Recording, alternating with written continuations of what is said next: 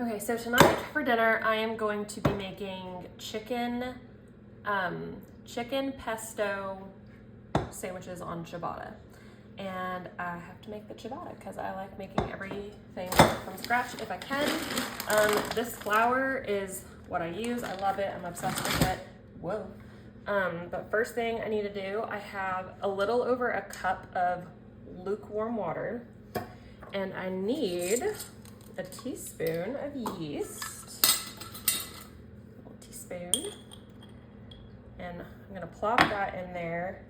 And before I mix it up, I like to use honey. Local honey is best, but do about a tablespoon of sugar or honey so that it gives some sugar for the yeast to feed on.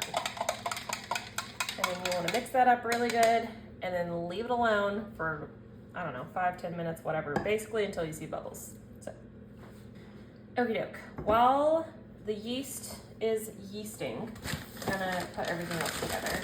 So we're gonna need about 2.5 to 3 cups of flour. So I'm gonna do that.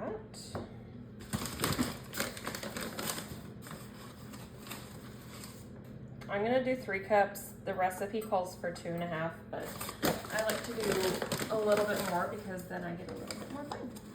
Because these make like, I think it's supposed to make like 6 rolls, but we almost always end up eating one just by itself. Okay, so we got that, and then I'm going to do about a really good heavy pinch of salt. And then I love this. My mom got me this dough whisk, and so I'm just gonna kind of mix that salt in. And then once the yeast is all bubbly, we will put that in there too. All right, so we got our flour and we've got our yeast that's bubbled up a little bit. So you're just gonna add that directly in and mixed up really good. It's going to be a very, very wet and sticky dough. So you can kind of see it come together. And you don't want to see you don't want to see dry parts of the flour, but you don't want to see, you don't want it to, I don't know, words are hard. You want it to all come together. We're gonna need a little bit more water. And that's because I messed up the recipe by adding more flour, but it is what it is. Okay, so that looks good. And then I'm gonna take, I don't know what it is about these whisks, but they're incredible. I love them. When my mom got me it, I was like, why would I use that and not a normal whisk? But the more I was making bread like this and not using the whisk, okay, it makes sense. So it's worth it. So basically just making sure that this is fully together, that we don't see there's a little bit down there. I want to make sure I can get all of it, all of the goods. So okay, now we are going to cover it, leave it alone for an hour. So it's rested for about an hour, and you can see kind of the consistency and everything. So now we have to do 4 sets of stretch and folds. You want to wet your hands a little bit, and then I literally just grab it, pull up, fold it over.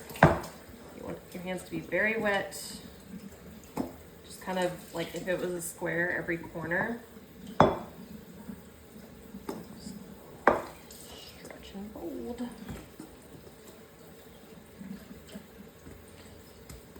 And then let it rest for another 30 minutes. I'm not gonna make you guys watch that every single time, so repeat that step 4 times. Okay, so it has been like 2 hours of 4 sets of stretch and folds, resting for 30 minutes in between each one.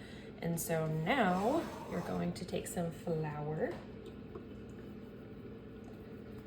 put it on your surface. Let her pop out. It's very wet, very sticky. And then just kind of divide it into however many pieces you're trying to make. I'm gonna do like 4, I think.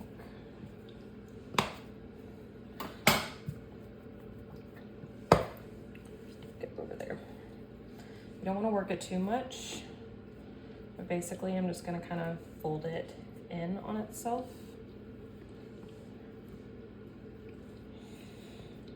And make it into a little bowl. And then I've got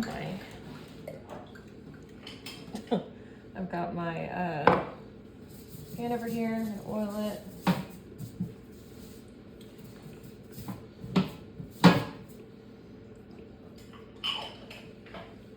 And repeat.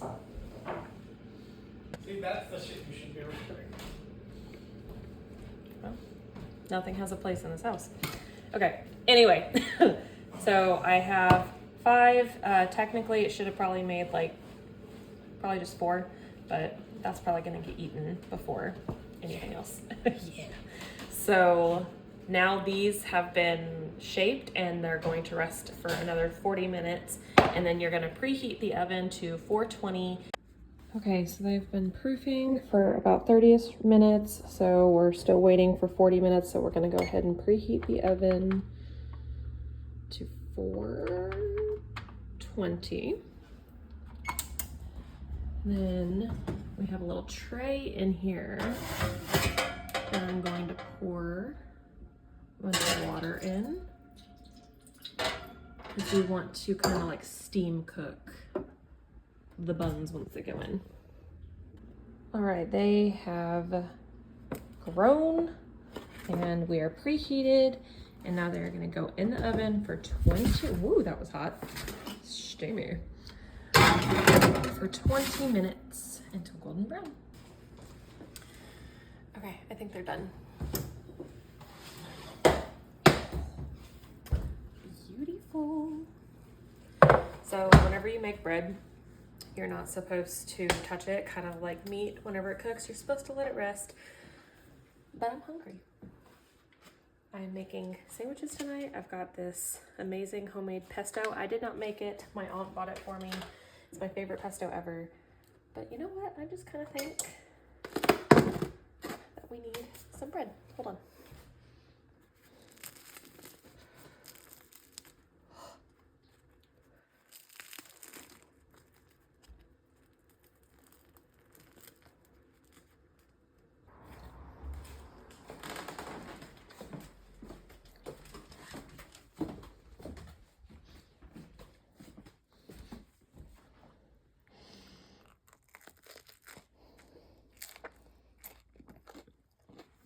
That's good bread.